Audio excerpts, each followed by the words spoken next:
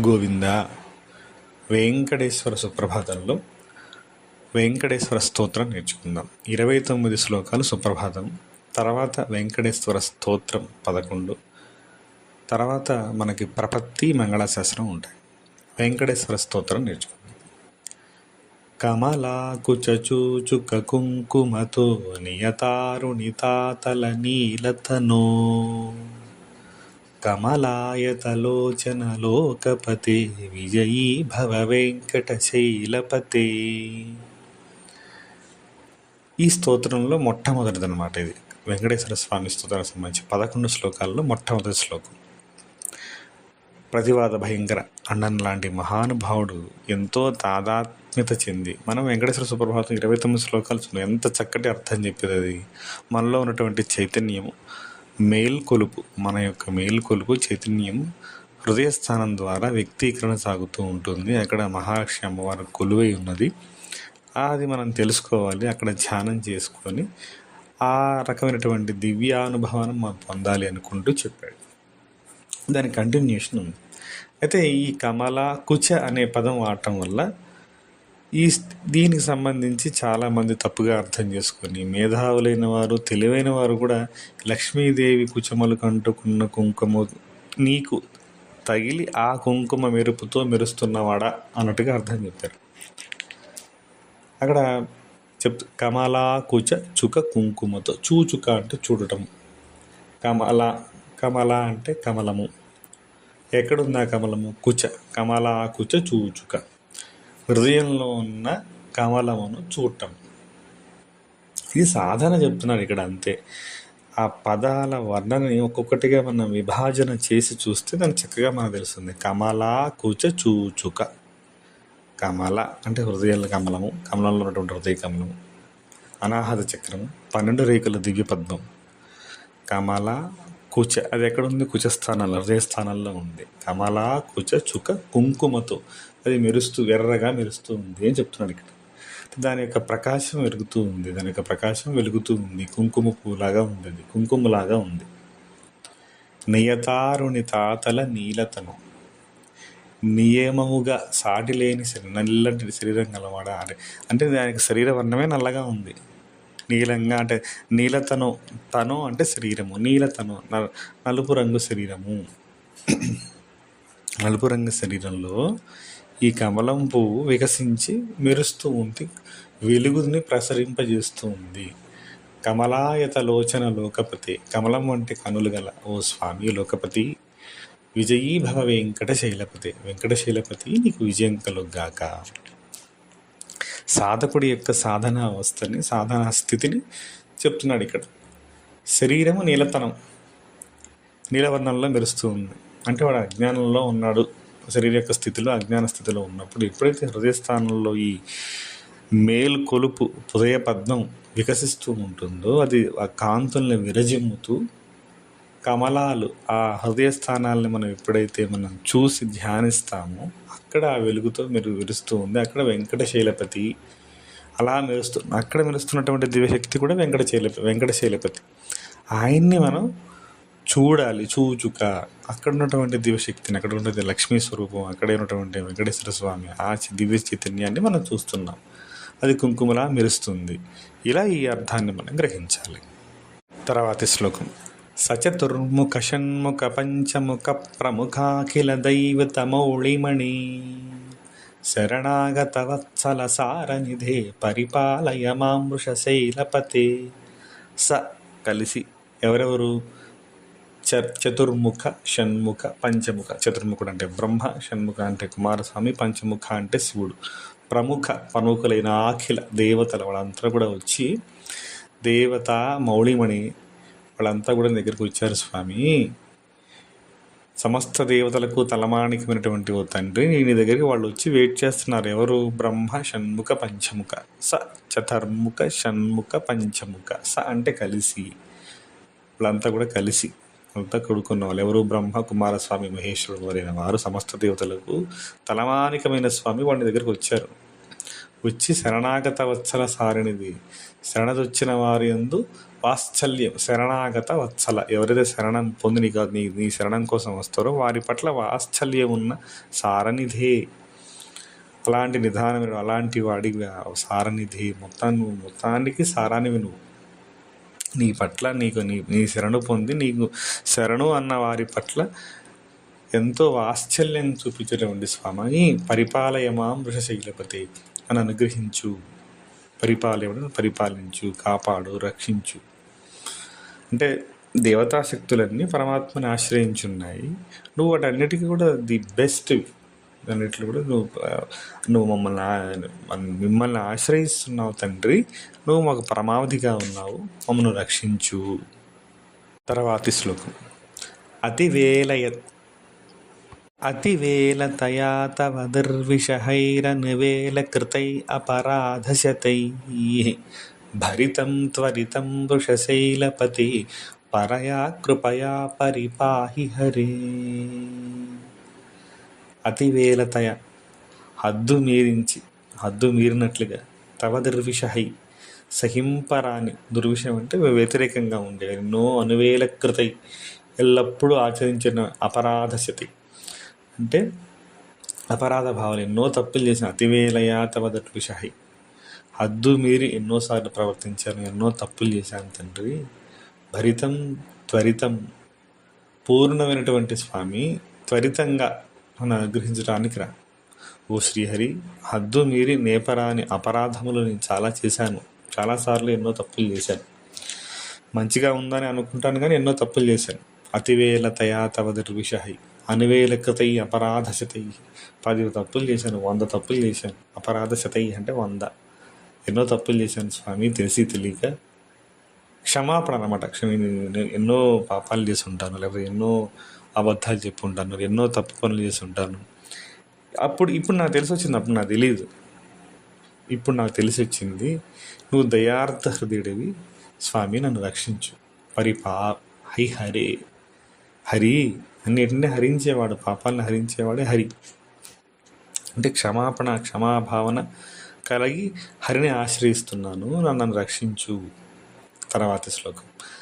అధివెంకటశైలముదారమతేర్జనధామి మతాతి కదానరతాత్ పరదేవతయా గదితాన్నిగమై కమలాదయితాన్న పరంకలై.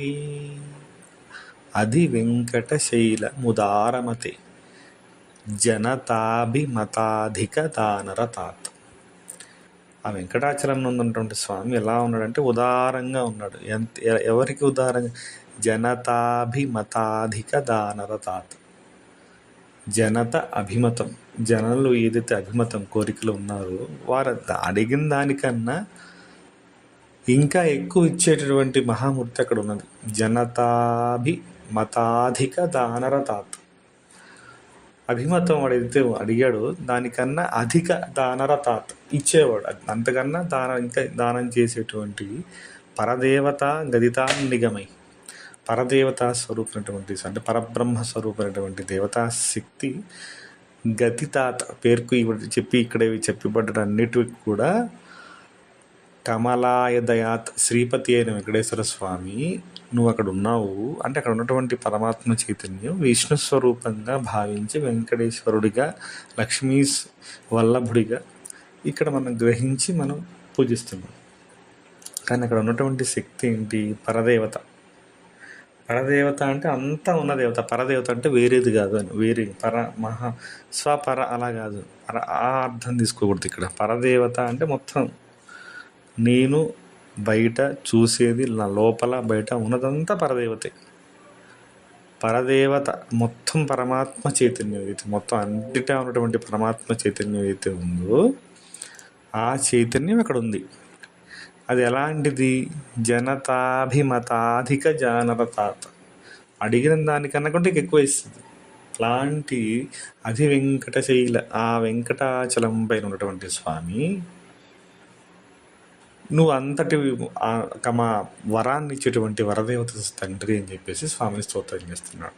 ఇంకా ఏమంటున్నాడంటే, కలవేణురవావశ గోపవధు శతకోటి వృతాత్ స్మరకోటి సమాత్ ప్రతిపల్లవకాభిమతాత్ సుఖదాత్ వసుదేవ సుతాన్న పరంకలే. అది కృష్ణ స్వరూపాన్ని ఇక్కడ బాగా వర్ణిస్తున్నాడు. కలవేణు రవావశ గోపవధు. స్వామి వేణు ఏదైతే ఉందో అది మీటుతుంది. కలవేణు రవా వశ గోపవధు అక్కడ ఎవరైతే గోపికలు ఉన్నారంతా ఉన్నారు. స్వామి అలా పట్టుకొని ఆ వేణుగానం చేస్తున్నప్పుడు ఆయన మైమరిచి ఆ స్వామి యొక్క గానంలో పడిపోయారు వాళ్ళంతా. శతకోటి వృతాత్ స్మరకోటి సమాత కోటి మన్మధులతో సమానమైనటువంటి సుఖదాత, సుఖాన్ని ఇచ్చేటువంటి వాడివి. ఇక్కడ ఏంటంటే ఆధ్యాత్మిక సుఖం, భౌతిక సుఖంతో దీన్ని పోల్చడానికి లేదు. కలవేణు రవావశ గోపవతు శతకోటి ఉతాత్ స్మరకోటి సమాత. ఏదైతే ఆ వేణుగానం ఏదైతే భగవద్ అనుభూతి ఏదైతే ఉందో, శారీరకంగా కలిగేటువంటి అనుభూతుల కన్నా మహాద్భుతమైన కోటి రెట్ల ఆనందం. ఏది అయితే ఎక్కువ ఆనందం కలుగుతుందో మనిషి దానికి ఆకర్షింపబడతాడు. అది మనిషి యొక్క ఆ వాసన బలాన్ని బట్టి, పూర్వజన్మ యొక్క వాళ్ళ యొక్క సంస్కారాన్ని బట్టి, వారి యొక్క ఆలోచన విధానాన్ని బట్టి, పెంపకాన్ని బట్టి, రకరకాల కారణాలను బట్టి ఉంటుంది. తర్వాత అలాంటి జన్మలు తీసుకున్నప్పుడు వాడు అలాంటి పరిస్థితులకి ఆకర్షితుడై అలాంటి వాటి వెంపట్లాడుతూ తిరుగుతూ ఉంటాడు. ఎవరైతే భగవద్భక్తి అనేది వాళ్ళలో మనసులో ఉంటుందో, భగవద్ ధ్యానం పట్ల ఏదైతే ఆకర్షణ కలుగుతుందో, అప్పుడు దైవీ విషయాలపైన మనిషి ఆకర్షణ చెంది ఆ లోపల ఉన్నటువంటి దివ్యశక్తి యొక్క అనుభూతిని, అత్యంత బ్రహ్మానందాన్ని పొందుతాడు. అప్పుడు ఆ లోపల ఉన్న ఆనందం కలిగినప్పుడు ఈ మిగతా తక్కువ అనిపిస్తుంది. ఇంక వాటి మీద వ్యామోహం పోదు. అక్కడ గోపికలు స్వామి యొక్క సౌందర్యాన్ని, స్వామి యొక్క వేణుగానాన్ని, స్వామి యొక్క లీలల్ని చూసి స్వామితో ఉండాలని వాళ్ళు ఎంతో తపస్సు చేసి అలా వచ్చారు. అలా పుట్టారు వాళ్ళు అలా స్వామిని పొందారనమాట.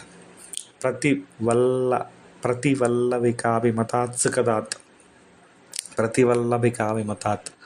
ఒక్కొక్క గోపికా స్త్రీని ఇప్పుడు స్వామి. వల్లభ అంటే ప్రియుడు, ప్రతివల్లభ వసుదేవ సుతాత్ అంటే ఇక్కడ రాసలీల యొక్క అర్థాన్ని ఇక్కడ తీసుకొస్తున్నాడు.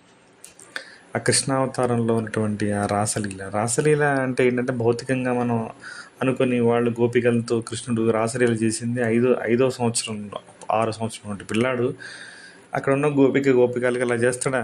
అది సాధ్యం కాదు. అక్కడ ఏంటి, కృష్ణుడి యొక్క దివ్య చైతన్యాన్ని వాళ్ళు, కృష్ణ యొక్క ఆయన ప్రజెన్స్ని అనుభవించారు. వాళ్ళు ఆ స్వరూపాన్ని చూడగానే మాయలో పడిపోయారు. ఆ స్వరూపాన్ని చూడగానే ఆయన దానికి ఆకర్షణ చెందారు. ఆ మాటలు, ఆ బుజ్జి నడకలు, ఆ స్వామి యొక్క రూపం మన పటాల్లో చూస్తుంటేనే మనకి ఇలా అనిపిస్తుంది. ప్రత్యక్షంగా స్వామి అక్కడ ఉన్నప్పుడు వాళ్ళకి ఎలా ఉంటుంది? పూర్తిగా ఉన్న ఆ దైవత్వం వైపుకి వాళ్ళు మరలారు. అది కావాలని కోరుకున్నారు. అది బ్రహ్మైక అనుభూతి. రాసలీలలో జరిగేది ఏంటంటే, గోపికల్ని స్వామి దగ్గర తీసుకొని వాళ్ళల్లో ఉన్నటువంటి ఆ చైతన్యాన్ని పైకి మేల్కొల్ప చెంది అప్పుడు వాళ్ళకి ఒక అనుభూతి కలిగేలా చేస్తాడు. ఆ దైవ సుఖాన్ని వాళ్ళు వసుదేవ సుతుడు అనేటువంటి కృష్ణుడు వాళ్ళకి ఇచ్చాడు. అలాగే సుప్రభాతం చేసి, సుప్రభాతంలో యొక్క మనలో ఉన్నటువంటి ఆ ఆనంద దివ్య చైతన్యాన్ని కూడా మనం అందుకొని ఆ రాసలీల అనుభవం ఏదైతే ఉందో అది కూడా మనం పొందుదాం గాక అని చెప్పేసి ఇక్కడ మనవాళ్ళ మహాముని శిష్యుడైనటువంటి ప్రతివాత భయంకర అన్నన్, ఆయన మహాభక్తుడు ఆ ఆధ్యాత్మిక అనుభూతిని పొంది మనకు అందిస్తున్నాడు ఇలా స్తోత్రం రూపంలో.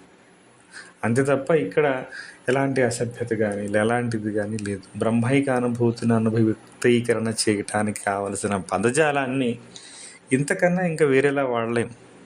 కమలాకు చుచుచుకు కుంకుమతో దగ్గర చెప్పిన కలవేణురవా వశగోపవధుల్ని తన వశం చేసుకున్నవాడు అలా కాదు ఇక్కడ అర్థం. జీవులందరూ కూడా పరమాత్మ యొక్క వశులై బద్ధులై ఉంటారు. వారి యొక్క కర్మానుసారమే వారి యొక్క జీవిత పరిమాణ క్రమం, వారిలో వచ్చే కష్ట సుఖాలు ఇవన్నీ కూడా వస్తూ ఉంటాయి. ఎప్పుడైతే పరమాత్మ వైపుకే తిరిగి పరమాత్మని ఆశ్రయించి ఉన్నప్పుడు పరమాత్మ స్పర్శే పరమాత్మగానే వారి యొక్క అనుభూతి పొందుతారు ఏదో ఒక టైంలో.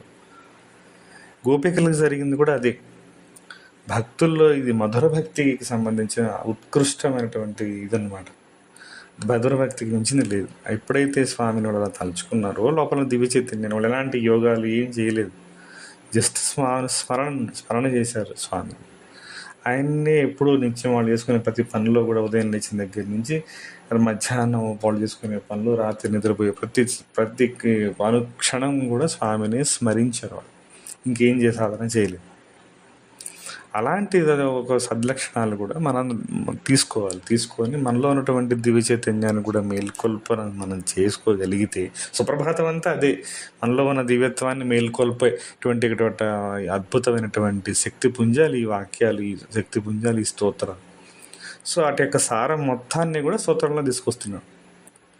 కలవేణు రవావశగోపదవధూ శతకోటి ఉతాత్స్మర కోటి సమాత్ ప్రతివల్ల విభాగభిమాత్సు కదా వసుదేవ తుజాన్న పరంకలై. ఇక్కడ ఆయా యొక్క చైతన్యాన్ని మనం అనుభూతిలోకి తెచ్చుకోవాలని చెప్తున్నాడు. తర్వాత శ్లోకాలు మళ్ళీ చూద్దాం. గోవింద గోవింద.